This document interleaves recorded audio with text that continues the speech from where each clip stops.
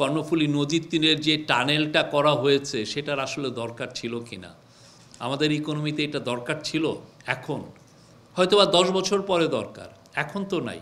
এখন দেখেন আমরা এটার যে গ্রিন সার্ভিসিং করার যে টাকাটা লাগতেছে সেই জায়গার টাকাটাই আমরা তুলতে পারতেছি না, এটার যে রেভিনিউ হচ্ছে। কারণ ওই পারে তো কিছু নাই, ওই পারে আনোয়ারা উপজেলা, ওই পারে আনোয়ারা উপজেলা হচ্ছে সাইফুজ্জামান চৌধুরী জাবেদের উনি ওইখানে যাওয়ার জন্য নিজের প্রয়োজনে এটা করেছেন।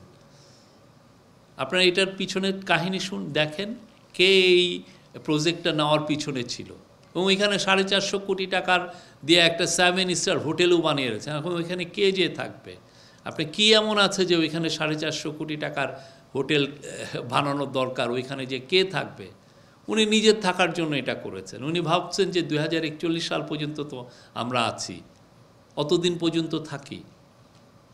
কিন্তু আমরা কেউ কি এই যে এখন এই সেই রিপোর্টগুলো হচ্ছে, তখন কি আমরা এই রিপোর্টগুলো করছি? আমাদের যারা ডেভেলপমেন্ট, আমাদের যে কি অপচয় হয়েছে, এই অপচয়ের ঘানি তো আমাদের পুরো সবাইকে টানতে হবে। আমাকে টানতে হচ্ছে, আপনাকে টানতে হচ্ছে।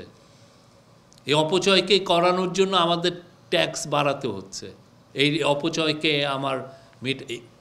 ট্যাকেল দেওয়ার জন্য। উপায় তো নাই।